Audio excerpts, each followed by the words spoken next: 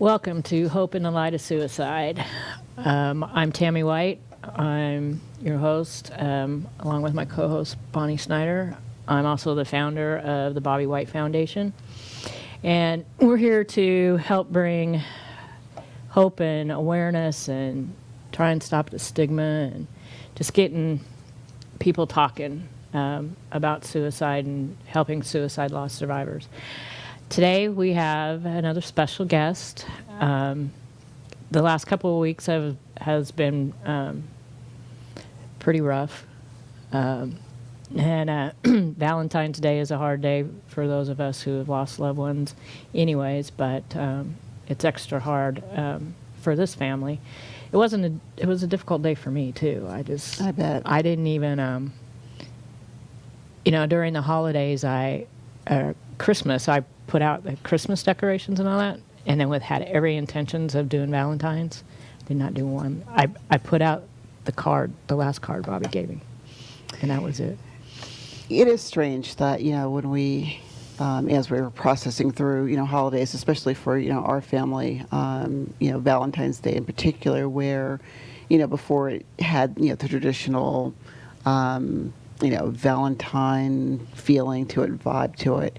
It does not anymore. It does not anymore. I did make a steak and potato dinner, though. That's what we would usually have. But anyways, so as I mentioned, we do have a special guest here today, and I'm going to have my co-host Bonnie Snyder introduce her. They have a very special connection. So. We do have a very special connection. I am, again, equally thrilled for the guest that we have on today. We've been, trying for a bit to get her on. As we go through the interview, you'll understand why she's not been able to join us before. She's a special population, and that will make sense. But it is my great, great pleasure to introduce to you all Kira Earls.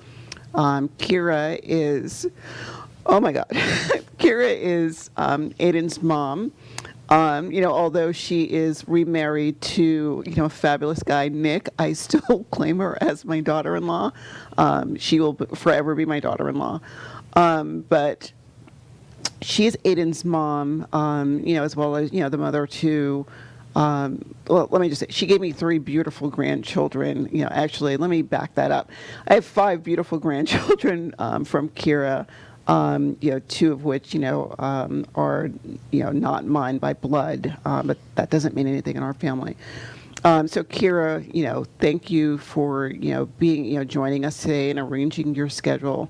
We would have loved to have had you, share the guest spot with Carl a couple of weeks ago, but, I'm just going to throw that. Kira is a nurse, and so, her work has graciously arranged her schedule to allow her to be with us today. So, I thank, her doctors and her bosses for letting her, share the platform with us.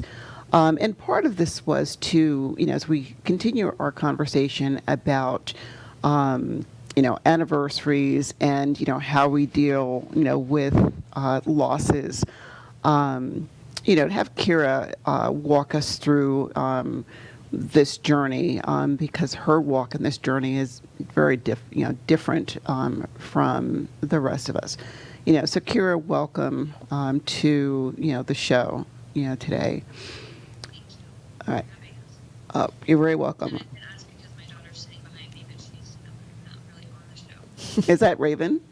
Yes. Tell Raven Nana gives her permission that if she wants to, pop over, she very well may. As said, our show is very unscripted. It is, the discussion goes as the discussion goes.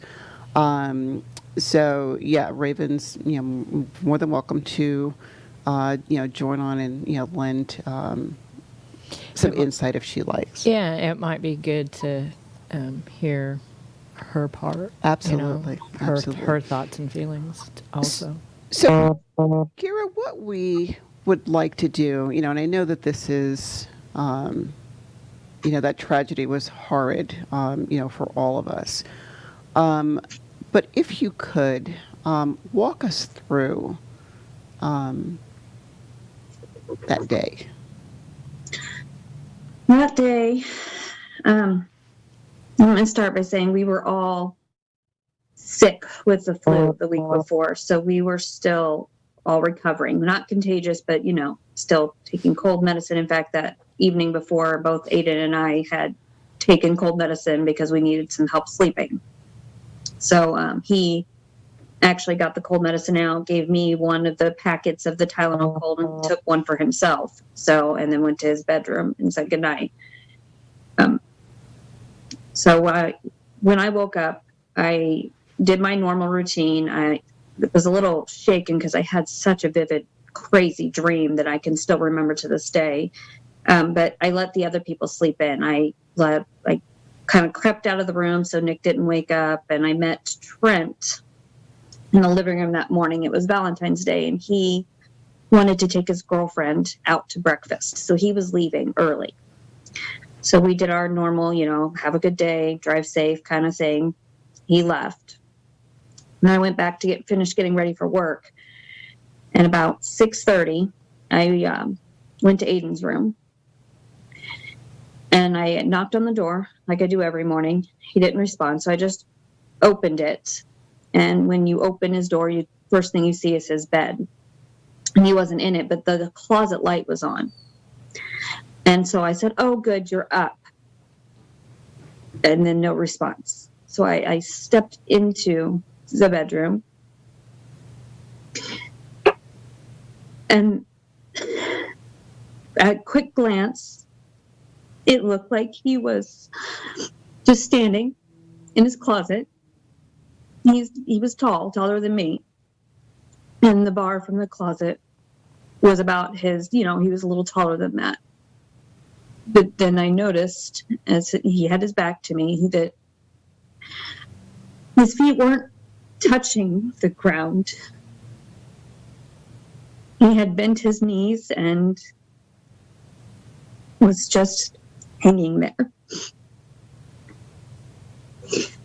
And I don't really recall much of what I did from there. I do know that my husband said I let out this horrific scream, which is what woke him up and brought him to Ayden's room to be with me. And it took him a minute to realize what was going on as well.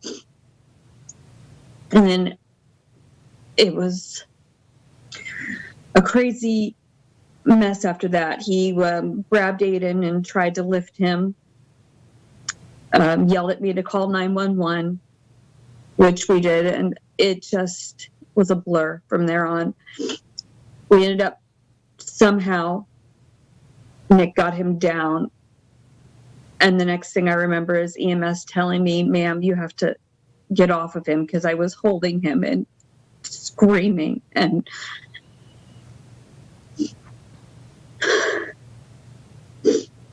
see him that way is just permanently in our minds. After that, they treated the whole thing like a crime scene. They separated us and questioned Nick about why he would touch Ayden, which I thought was crazy, but I understand. They know that they have to treat it like a crime scene until they know what happened. And who doesn't try to help him, They had us leave our place and sit in the car while they processed the scene. At some point, I called Carl and told him he needed to come over, that I found Ayden that way. And I'm sure I didn't make sense because I was just so distraught and didn't know what to think. Carl came. My mom came. We all had to sit in our cars, and we just were out there waiting, which seemed like for hours. I remember the police officer had asked me if he could contact the school and let them know what was going on. And I told them yes. And at that point, I was very concerned because by now it had been a couple hours and Trent should be at his school. And Raven would have been at work. And I did not want in any way somehow for them to find out without me knowing, without me being able to tell them. I wanted them with me. I just kept panicking and asking the officers, please let me leave to go get my children. But they said they had to finish before we could go. Halfway through, I got a text message from Ayden's girlfriend's mom asking me if Ayden was okay. She said that her daughter had come to her that morning and said they broke up that night before. And that I broke down at that point because we had no idea what had happened, why Ayden would have done this. And I remember giving the phone to Carl to call her and let her know what happened because I wanted to scream, you did this. You could have called me last night. Why didn't you call me? As irrational as that sounds, I know it wasn't her fault. It just was kind of what came out.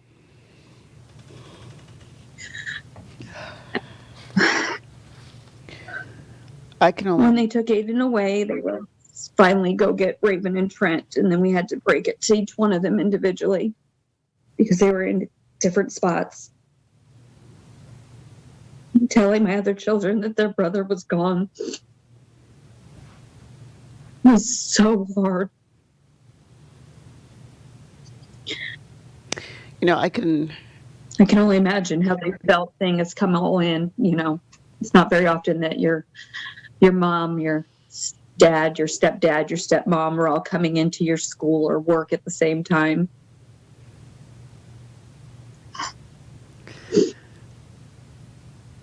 Kira, my heart breaks for you and with you. As a mom, I cannot imagine finding or going through what you went through, in finding Ayden. We've been going through this book and highlighting the Lost Survivors' Bills of Rights. And, one of them is I have the right to know what can be known about what happened. And, I know, you have spoken to, we have, talked, about, what may have motivated this this situation, that led to Ayden not being with us anymore. You're also a nurse, as well. Can you share with the audience, how you reconcile the, the experience with your profession, in the medical field as a nurse, like I know, and again, we've shared this, for me as a mental health professional, we tend to compartmentalize, or we use that terminology, compartmentalize. We put this here. As a nurse on the medical side of the house, how is it different for you, or how have you been able to process, making sense of what happened while experiencing what happened? I feel a lot of guilt because that evening before, he was off. He was not normal, but I chalked that up to he was also sick. We were all recovering from the flu. So when he said, I just am tired, I just assumed, okay, he's tired. He doesn't feel good. I kind of forced him to do a project with me that evening. He kept getting up and saying, oh, are we done yet? And I'd be like, no, come back, spend more time with me. But now, knowing that he probably was planning this during that whole time I was with him, those signs that looked like he was just sick were probably his depression was taking over. Those demons inside his head were not speaking any sense to him. They were lying to him, telling him that he needed to do this. And I know that you have been very active in, support groups and, for lack of a better word, agencies that, talk about, loss, suicide loss, especially suicide loss amongst youth. Can you tell, the audience what are, some of the things that you have done, to advocate for, loss and, these kind of circumstances so, no other parent, one experiences what, you experience as a parent, while at the same time, platforms like this, bringing awareness to those of us that have gone through this situation.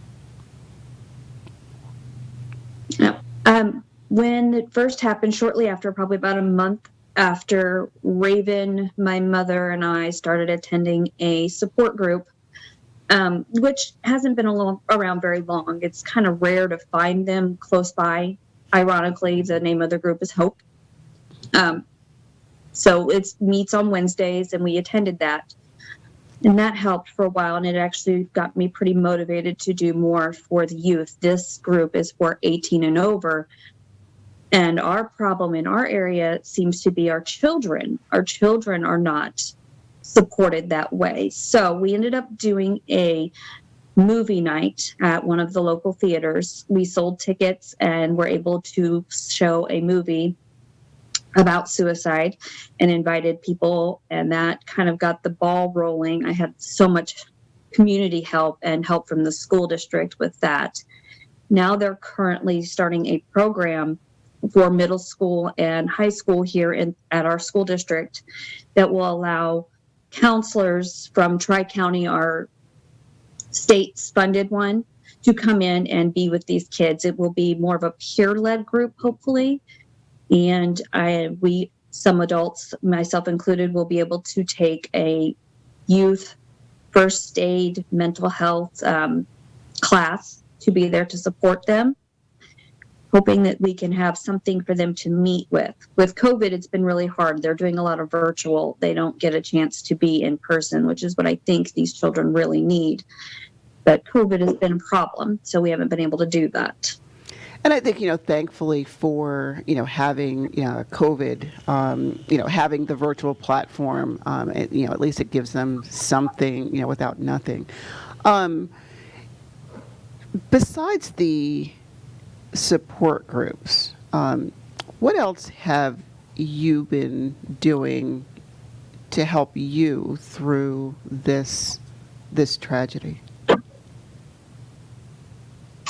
I have a lot of family, others.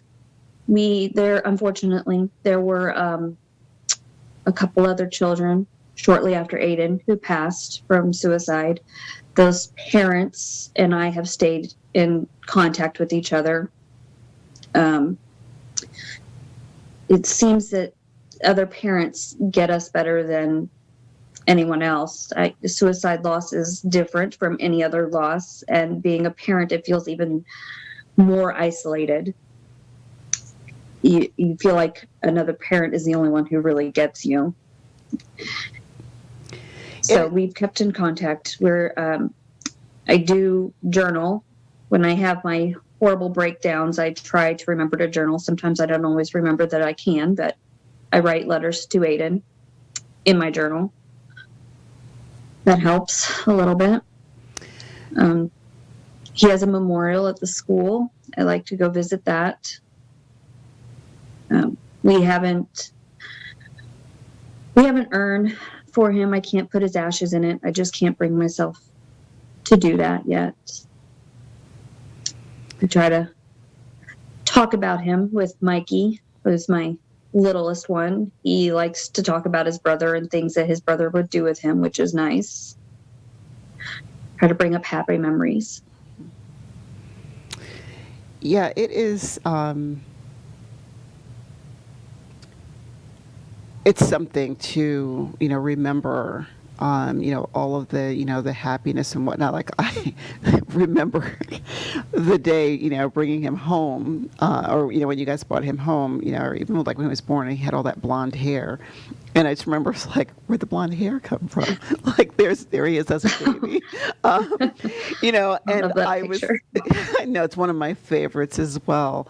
But I'm like, that blonde hair. And then I was like, duh, he gets his blonde hair and his blue eyes from his mom, and then, watching him grow and, just what a beautiful soul that it was. Like, for me, it's, a little strange in a sense doing this interview, because I know some of the answers already.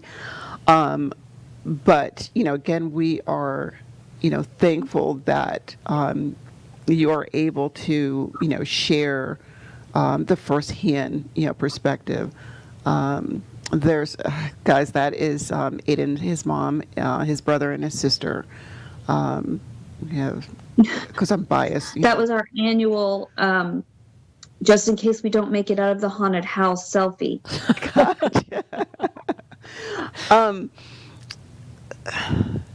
Kira, can you tell us a little bit about Aydin? Aydin, if you ask my other children, they like to say he's my favorite. We moms don't have a favorite. I'm getting a look right now that says, yeah, he's your favorite. But Aydin just was so sweet all the time. He wanted to do what you wanted him to do. He just wanted to make you happy, no matter who you were. That seemed like his life goal was to make others happy. With his friends, with his family, strangers. He just was unique that way. He also had a very brilliant mind. Oh my God! Yeah. That kid could solve a Rubik's Cube faster than I could ever imagine. And weird ones too. He had all different shapes. Yeah, I think I remember, with the, I think he invented the Rubik's Cube for whoever Mr. Rubik was. Can you? He was. Go ahead. Just a light. His smile could light up a room, and he wanted you to be happy. I just don't. It's so hard to think. I know the kids tell me that he did these things, that he got in trouble, and I know he did. It's just hard to remember those afterwards. He had compared himself a lot to his older brother Trent, who's also very brilliant. And he would say a lot, I just am not as smart as Trent. I'm not as good as Trent. And that was something that he had a hard time with. He had a hard time with his self-esteem. He could not see his own brilliance. And I agree with you there. His, desire to, he wanted to, it was always help. I remember, them being here that summer, that they came for a visit, and the other kids were, playing video games.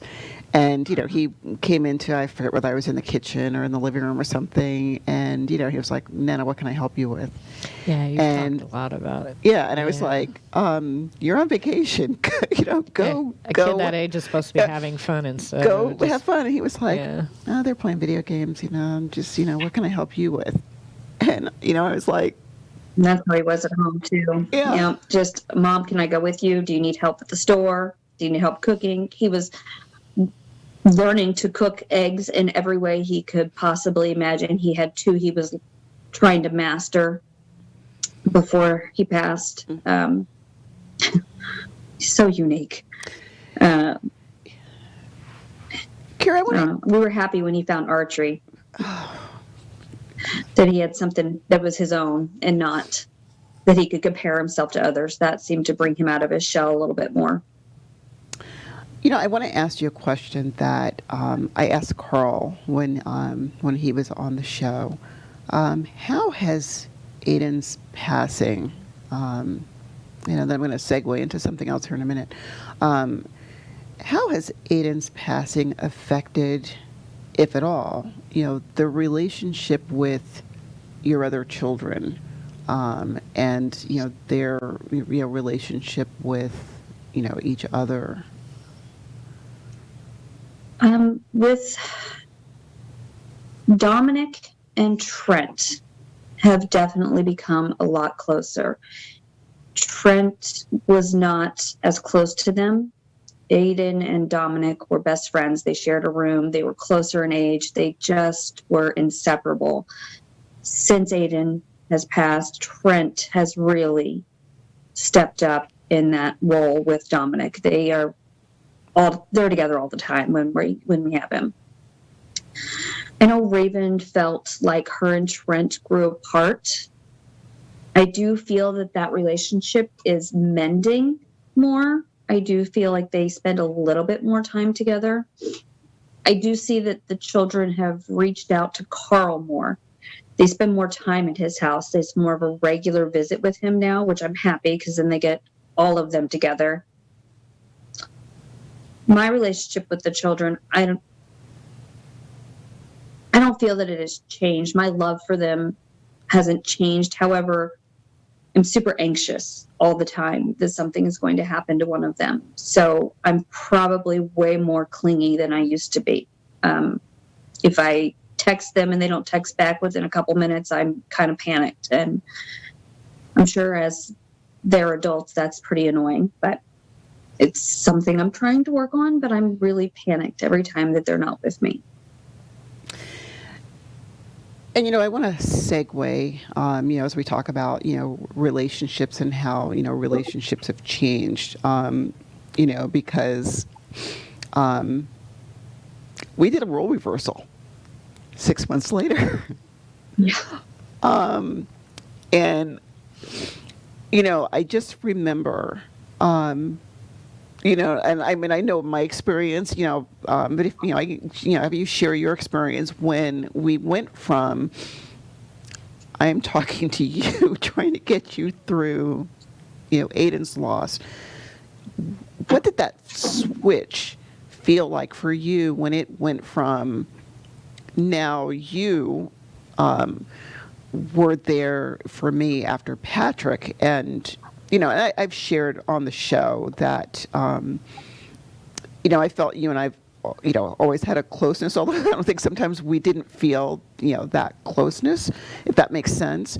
But for me, I feel that our relationship has really, really strengthened through these tragedies, more so than it was before. I mean, not that it needed strengthening, if that makes sense.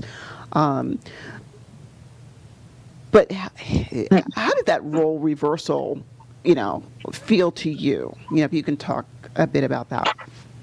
Yeah, I mean, it feels like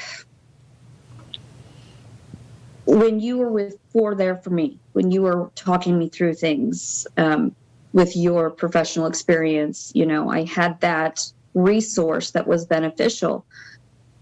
And then when the roles reversed, in a weird way, helping you kind of gave me a little bit of a purpose. I felt like, well, I can use my tragedy to show someone else how you can get through this. Get through this isn't a good way to say that, because this is not something I will get over or get through, but coping mechanisms are kind of able to be shared. Ways to get through each hard minute, even if you have to take it a minute at a time. I remember sharing with you when we were talking,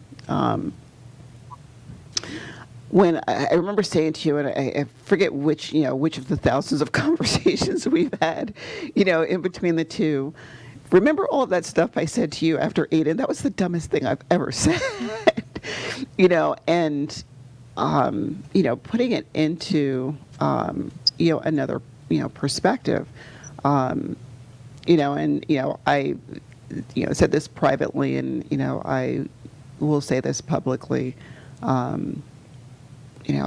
thank God for you, and that role reversal, because I think that's what got me through a lot, with Patrick, and, of course, getting, us through, still, with Aydin. Talk to me about now, if you would. How has Valentine's Day changed for you? Oh, Valentine's Day is not a day that exists as a holiday. It is 100% completely the day I lost my son. We this year decided to try and do a family activity, which surprisingly turned out pretty well. It kept our minds occupied for a couple hours. We were together as a family, as big and crazily blended family as we are. But afterwards, when that ended, it was back to everybody was isolated and sad. And that day just, I don't know if it'll ever be something other than sadness. It's a hard day to get through. And the days leading up to it are hard. You almost feel like you need a vacation from the emotional roller coaster you're on. Tell us about that special event. We decided to go to a breakout room. It was something only Ayden had ever done. Surprisingly, he had gone with a class trip to this breakout room, and then he also had gone with a friend. And no one else in our family had done this before. So it was unique that we got to do something that Ayden was the only one who had experienced, and we got to experience it as a family in his honor. All of us went, Carl, Joy, my sister-in-law, Micah, her husband, Jose, my brother-in-law, Brady, my husband, Nick.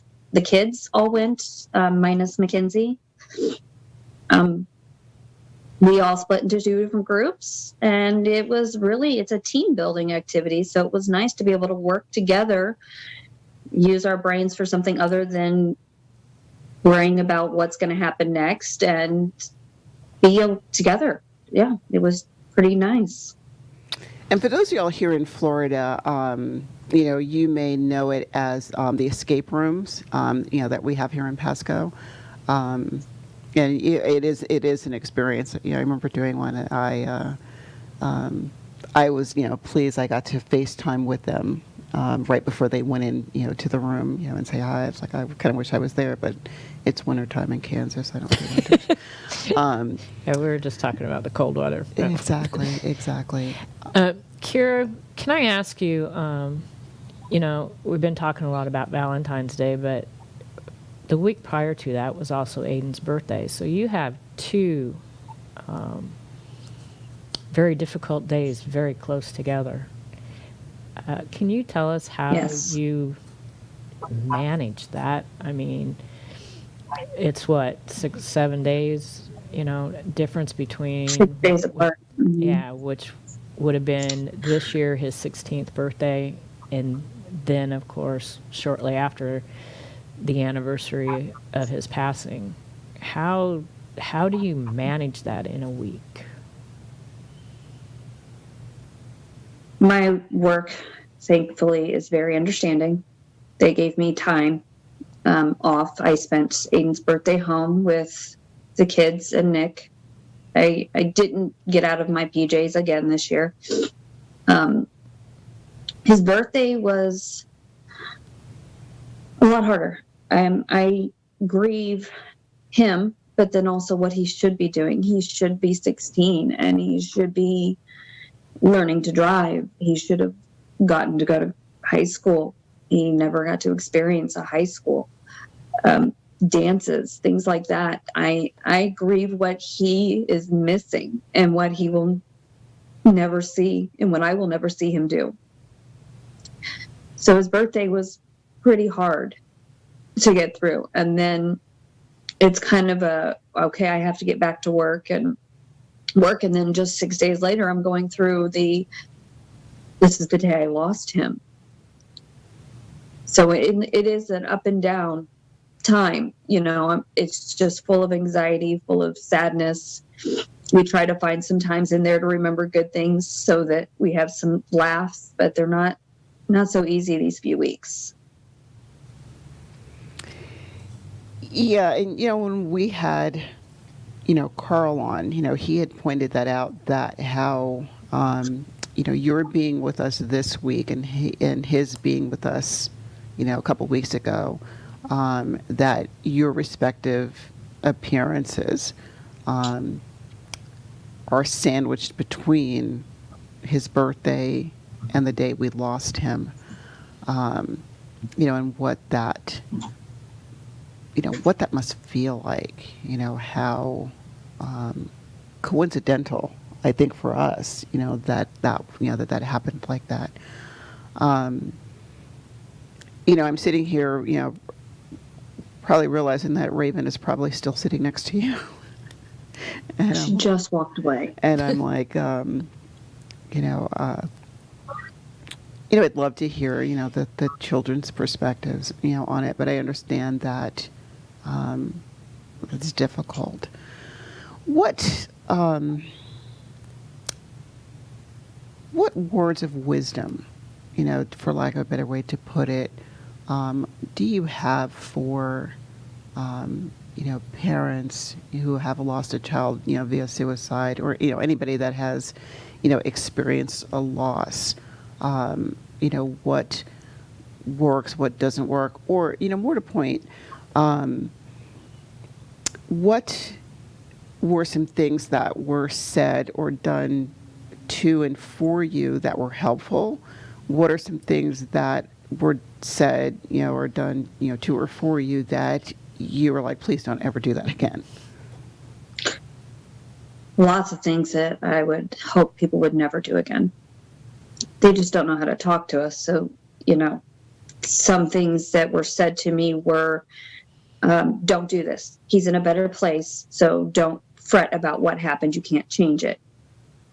I'm very aware that I cannot change what happened. It doesn't take away me wanting to know why.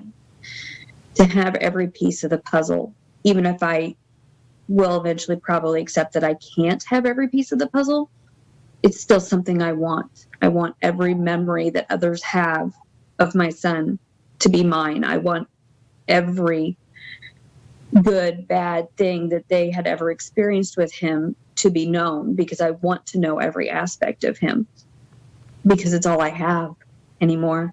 Some helpful things were, they came from other parents, my support group. Take it a minute at a time. It's okay to feel like you're drowning. You will catch your breath again. Let it come. Just make sure that you have your tribe and that you are surrounded by people who get you or will not judge you. Those have been the most helpful things, to know that other people out there understand that I will never, ever be the same, and to not judge when I have my breakdown days. I have them. I try to hide them, but they happen. I cry every single day over Ayden. I try to do it in private, but sometimes I can't help it. And that has been helpful, that people understand that. You said the word, people don't judge me. And, through this journey, we have discussed that word stigma that surrounds, mental health, substance misuse, loss by, suicide loss. We had a guest on, on an earlier show that has a foundation that is addressing stigma.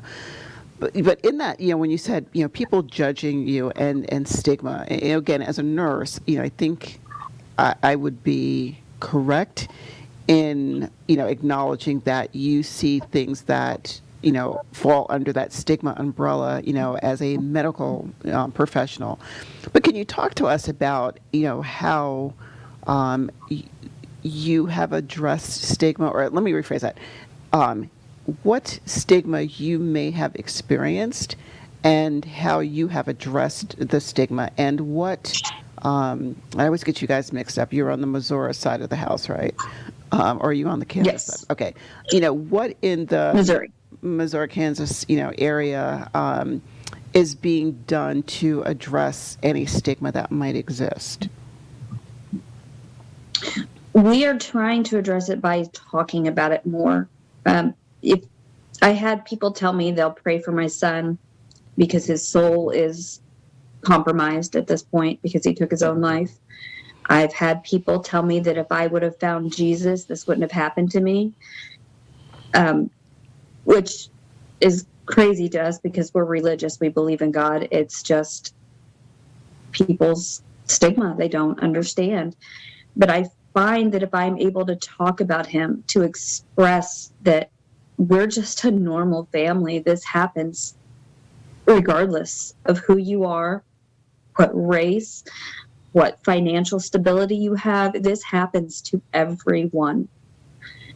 It's possible that it happens to your family. And the more I talk about it, the more I found that other people have had, oh, my brother died that way, or my mother took her own life, or, but they don't talk about it.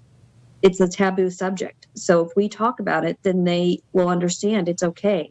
And it helps the healing, and it helps people understand that they're not isolated and alone, that there are other people out there who can help you. That I experienced the exact same thing. I was going to say, Tammy. Yeah. I mean, for the first year and a half, I was just dealing with it. But then when I decided to speak publicly, and, I was dealing with the stigma too, and you're right, Kira, suicide does not discriminate. It doesn't matter where you come from, your background, the color of your skin, how financial well off or poor you are. It just does not discriminate. But the stigma that follows us is it's crazy. But once I finally decided to speak publicly, the same thing happened to me. I had people every single time. Now, mind you, standing in front of a group of people and they find out what you're going to talk about, I could actually feel the energy in the room change, and see it on many of the faces. Most people did not want to hear it. But every single time I have spoken publicly in front of a group, at a minimum, one person comes up and thanks me, and more often than not tells me, their experience, and they haven't spoken about it in years, if ever. And, it's interesting that you bring that up, because we have shared, on this show, that's how you and I met. You spoke exactly. at, a coalition meeting, and it was right after, I think it was right after Ayden's yes, loss. And I was like, how can I get involved? I want to, I want to help. I just lost my grandson.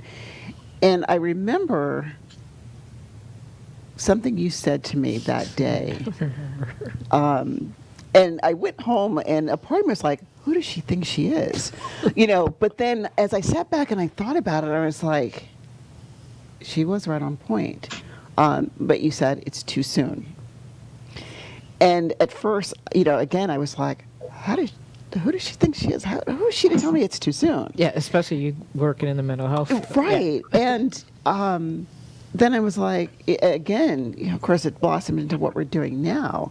But Kira, let me ask you, if you were talking about Ayden and somebody looked at you and said, it's too soon. Like, when is it ever?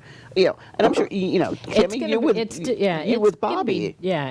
It's going to be different with everybody, because everybody deals with their grief differently. Everybody deals trying to deal with a situation like this, if you never have, we would never want you to. That's why we're trying to do this. There's just no words. Yeah, so Kira, to that point, again, you being, the one who found Ayden, fast forward to here we are, we've just had, our second anniversary, of his loss. Do you talk to us about, was it ever too soon for you to talk about him, or do you think that perhaps maybe I should have waited to, tackle this situation, or? Yeah, I felt compelled to do it right away. I just felt like it, in a way, helped heal me a little bit to be out there helping others. And then I pulled back because it was becoming overwhelming. And I had to feel my pain and kind of go through my pain. And then when I was able to, again, attacked it full force, you have to do it based on what you feel. Exactly. There is no timeline where it's too soon or too late, or it's just how you feel. If you feel you can handle it, then that's okay. Just know if you have to pull back, you have to pull back. Yeah, that's just it. A lot of people, your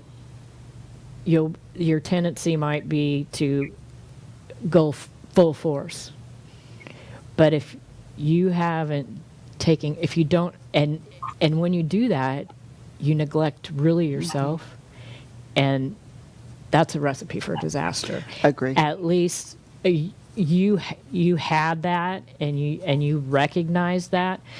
And one other thing for you, Kira, is in your area versus where we are here, we found after talking to Carl, there's a lot more support.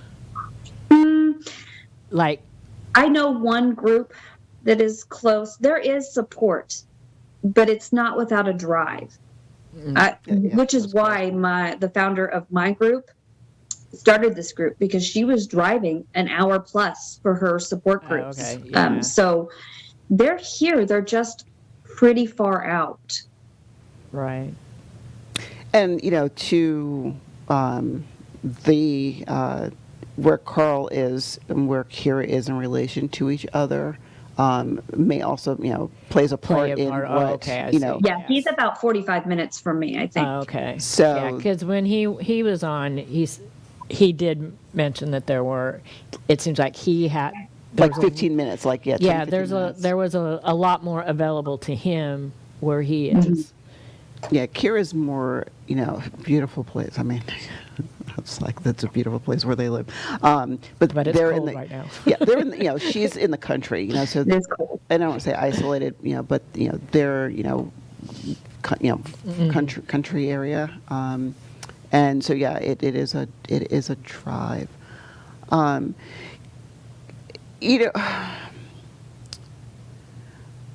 Kira, what, if we give you like the last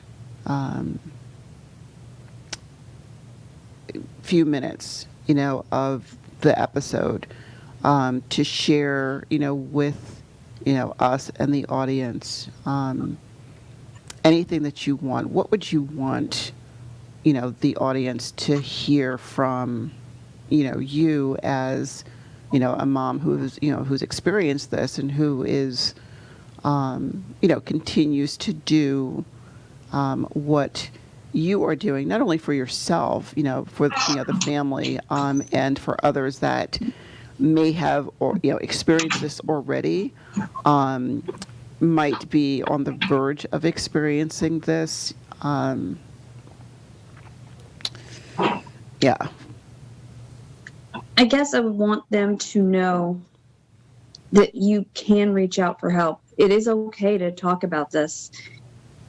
Everybody can talk about this, and the more we talk, the better we're going to be as a group, the better it's going to be to realize that mental health is way more common than you think.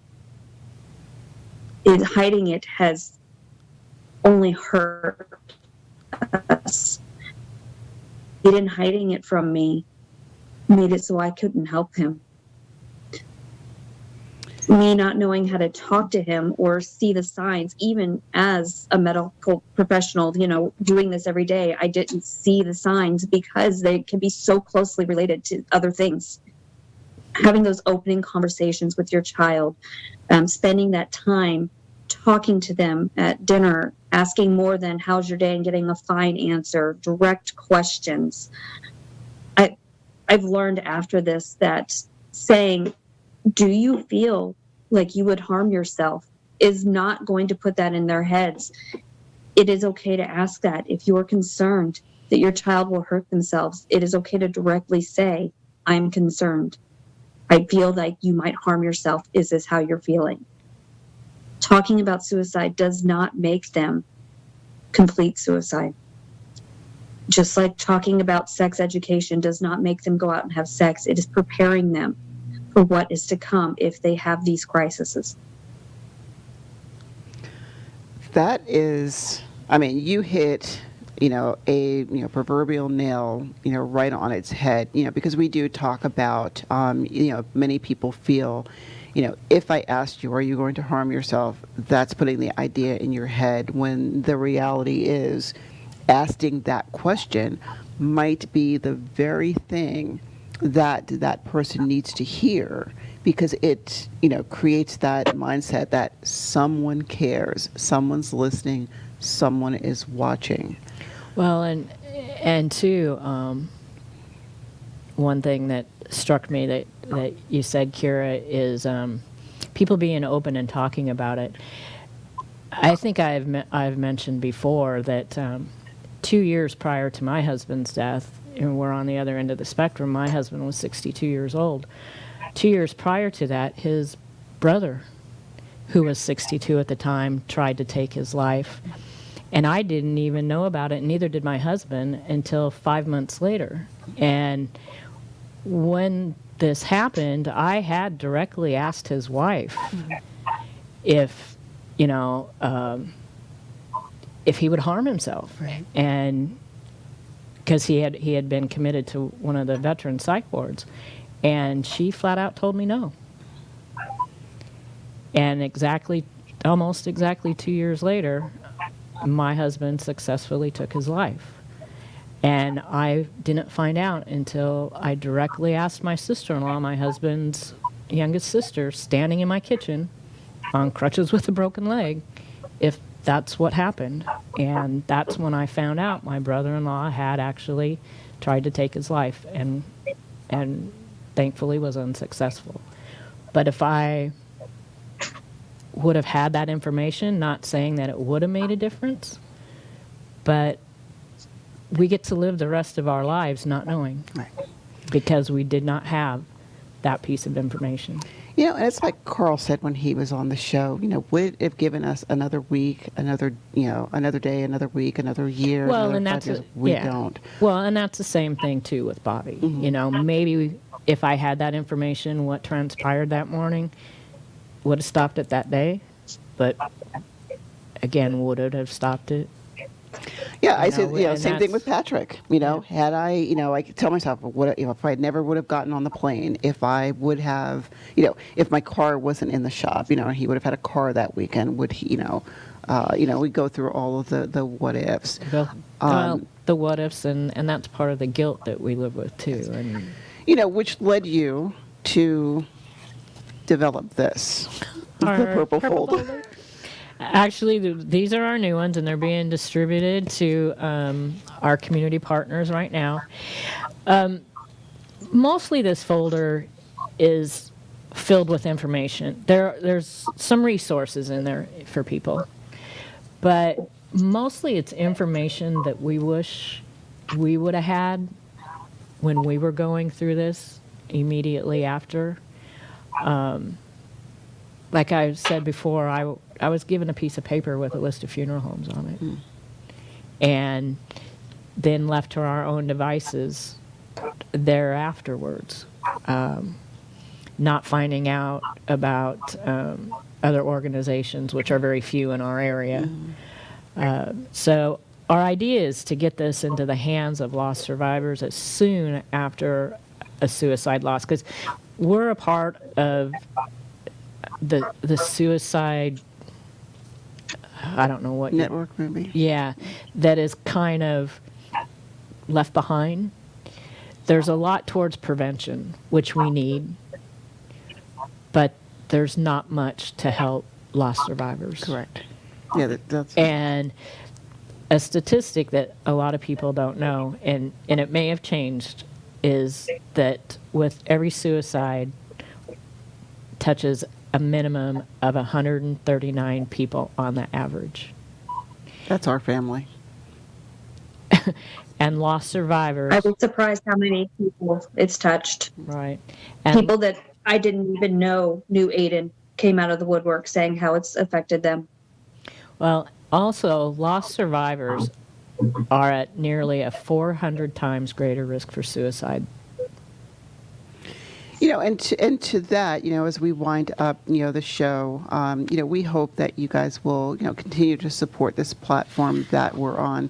There are, many ways that you can support, here on the show. There's a QR code.